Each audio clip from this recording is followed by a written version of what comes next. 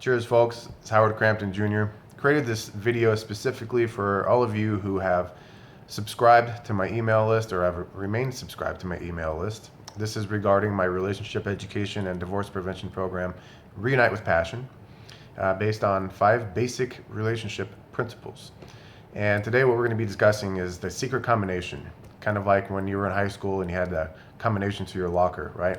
You had to have the right numbers, number 1, and 2, in the right order. What we're going to discuss today is, just briefly, is the 6 human needs that Tony Robbins had discovered. Now there's Maslow's hierarchy of needs.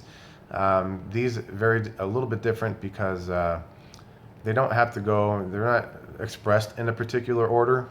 They're just 6 basic human needs, and it's up to you to find the order of which you value, that you feel that you can open up, like your combination in your locker, and to open up your partner the same way.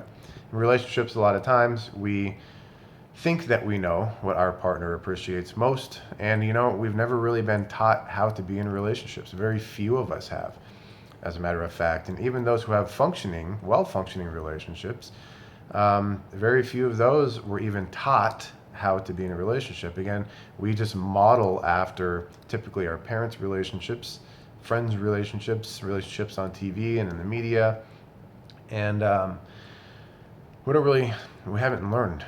There's been no course on relationships through school or even in our personal lives. So now we do. So the 6 human needs, I'm going to go through them briefly, is certainty and comfort. The second is uncertainty/variety. The third is significance. The fourth need is the need for love/connection. The fifth need is growth. And the 6th need, human need, is contribution. Now, according to Tony Robbins, the first 4 needs are kind of primary needs of our personality. Once one of them is fulfilled, we automatically look to what's next, right? You're in this unstable state when you're hungry. You go to eat, you're satiated, you feel certain and comfortable that you're good, you're taken care of as far as it comes to nutrition, and then it's what next? Now you're looking for variety, right? Once we kind of choose what it is that we want to do to feel a little bit of excitement, enthusiasm, some state of variety in our body or experience in life, we're also looking to be recognized for what it is that we do too, who we are and what we do. That's the need for significance. Once we feel significant and acknowledged and appreciated, then that lovingness, really comes through for us. This is on a linear level. This is not how it works in totality, but this is how we perceive sequentially how things happen a lot of time. We feel acknowledged by someone. Someone makes a comment to you about how much they appreciate you, and then you feel loving in your body, right? And you feel even more compelled to want to give back somehow. The last 2 needs, growth and contribution, Tony Robbins said, are more fundamental needs of the spirit. They really contribute beyond just this immediate moment, and they extend beyond time, to grow emotionally, to grow intellectually, and to grow spiritually. We're always looking at the world's either growing or dying. And if we're not growing in a constructive sense, then we'll grow in a destructive sense, meaning we'll start causing problems just to feel like we have to learn something to get out of a situation, right? Then there's contribution, which is going beyond fulfilling your own needs and fulfilling those needs of other people. Now, out of these 6 needs, there's typically 2.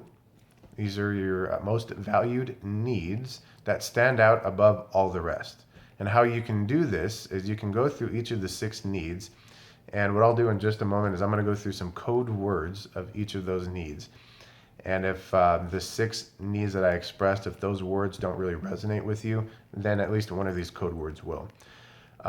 You go through the 6 needs, you go through the code words, and you're going to place a value on each of them, 0 through 10. 0 meaning I don't value this at all, and then 10 that this is extremely important. Now, how you're going to value them is not based off of what you want to value or what you would like to value or even what you think you should be valuing. But you're going to base it off of, each value you're going to base off of your past behaviors as you've functioned in a relationship. For example, when couples come to me with problems, typically, the needs that I've found that have been valued are the need for certainty and comfort and the need for significance. Now they'll say, I value love. I value love. We'll say, all right, well, let's take a look at your relationship. How's your, as a whole, your relationship, what value would you give that? Would you give it a 10 if you value love? They say, well, no, it's rocky and we argue and this and that. Okay, well, then you haven't been valuing love. What have you been valuing if there's problems in your relationship? Well, I'm not really sure that my partner's not in this, is in this 100%.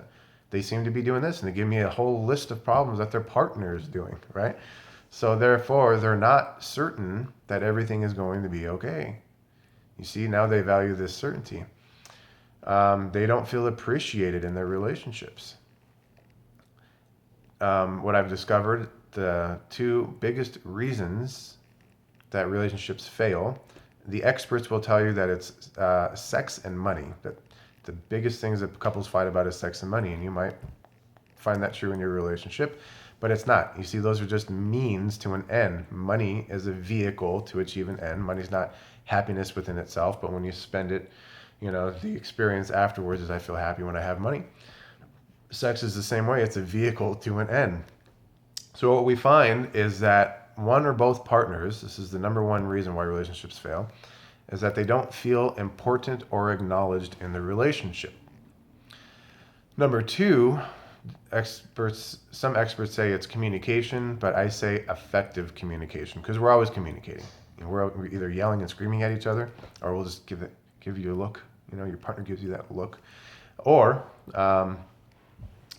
we communicate through body language. If you're distant from your partner, if you're always turning your back and you're not verbalizing anything. So there's communications going on all the time. It's effective communication. So number one, not feeling important or acknowledged in a relationship. Number two is effective communication, not communicating effectively.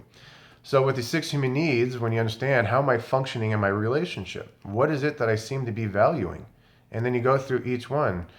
How certain do I feel? It's a question you can ask yourself.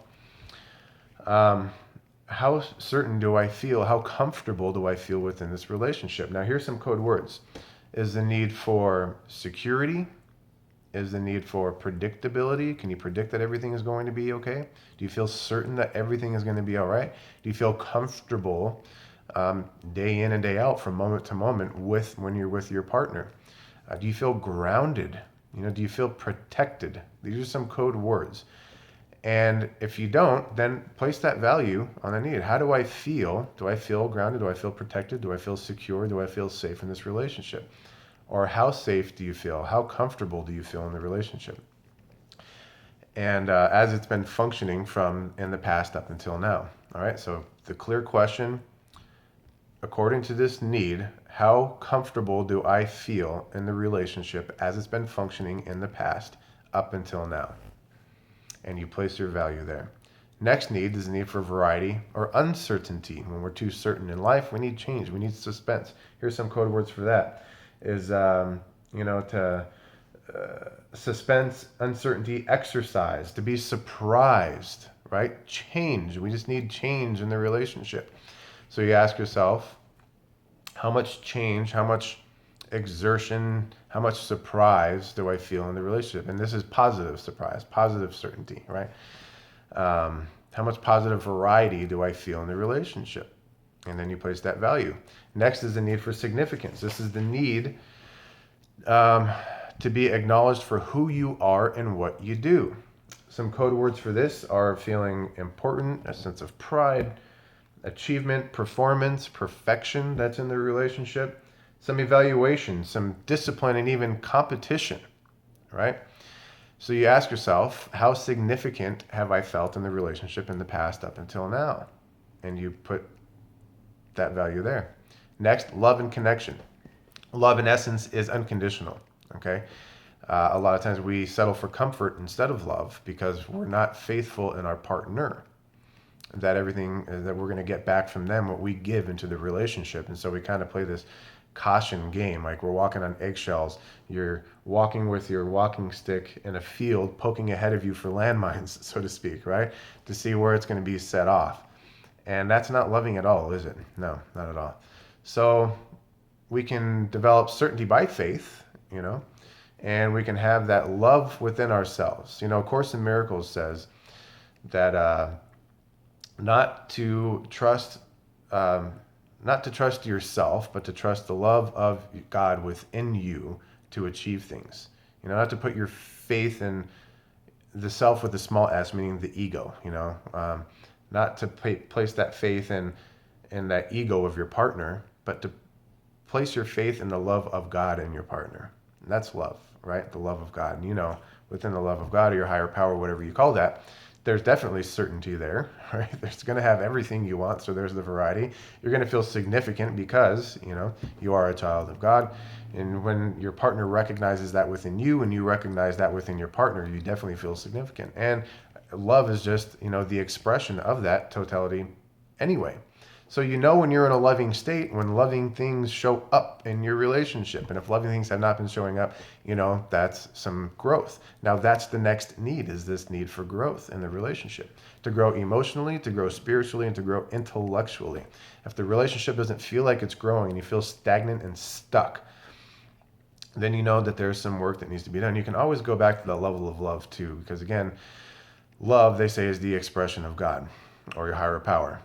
And within that, everything is complete and it's total. So you have all the opportunities to grow, especially with your partner and not just by yourself. This is where couples separate a lot of times, is because one wants to grow and the other one just wants to stay the same, right? They say that women enjoy change, and men, we kind of like things to stay the same a lot. We like to predict things. We don't like to change our clothes all the time. We can have the same hairstyle for years and years and years and years. Women like variety, So that's just the feminine aspect within itself, within growth. And then there's the masculine aspect of it too. So even if you're in a same-sex marriage or relationship, whoever's masculine, whoever's feminine, you balance these two. And that's growth. So you ask yourself, how much do I feel like this relationship has been growing? Not how much you've been growing, but the relationship. Because you may be doing all the work and growing, but again, your partner's not doing much growth, and the relationship seems to kind of just be tearing apart, right? So how much do you feel that the relationship has been growing? You place that value. Number 6 is the need for contribution, to go beyond fulfilling your own needs and fulfilling the needs of other people.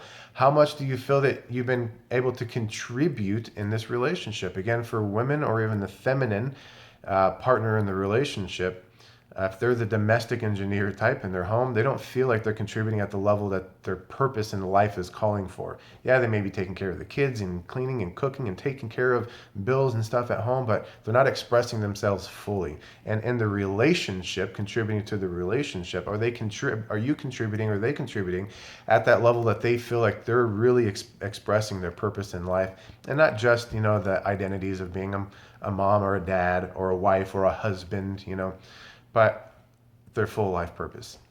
Now, I'm going to stop this right now. I didn't want to make this thing too long, and I think we're kind of going into 13 minutes here. So you can find your top 2 needs. If you find you have 2 of the needs that have the same value on them, let's say 2 of them are valued at 10, then you ask yourself, which one is just a little bit more, which one do I feel I value a little bit more than the other? And even if you valued, certainty and love at the exact same, again, and you say, no, they're both at a level 10. I love and I do everything. But if you find yourself questioning and being a little uncertain of how things are going, no matter how loving you are, you know that you've been valuing that certainty need just a little bit more. And you can just asterisk that or circle it or highlight it, underline it, whatever you need to do. Now, with these top 2 needs, what you want to do is you just want to coach your partner into saying, hey, help them find their 2 needs. You discover your 2 needs. And then you ask your partner, how would you like me to fulfill this first need for you? What are 3 things I can do to fulfill that need for you? And let them tell you, write it down. And then what are the 3 things I can do to fulfill that second need for you? And in that specific order, just like the combination to a lock. If you start with just that, I guarantee you're going to have profound results. So I'm going to stop this right now. I went over time already, but I really wanted to give you the essence of this work and the quality of, when you commit 100%, the quality of relationship that you can have when you take the time to do this. Now, imagine just taking 15 to 20 minutes to sit down, and essentially it should take you 10 minutes, but there's questions. It could take you up to 20 minutes to do this exercise with your partner. And you coach each other into doing it. If you have any questions, send me an email, howard@realloveandmarriage.com. And check out my crowdfunding campaign. We got about 18 days left on it. If you go to realloveandmarriage.com, that's my website, you'll see on that first page the crowdfunding campaign. If you would like to be involved with this program, if you'd like to sponsor this online program, is what the crowdfunding campaign is for, is to create an online platform to give you the variability to do the work yourselves and with me there to a certain degree. You can sponsor it at up to 87% off the regular prices. All right. So check that out, realloveandmarriage.com. Email me, howard@realloveandmarriage.com, and look forward to talking to you soon. Cheers.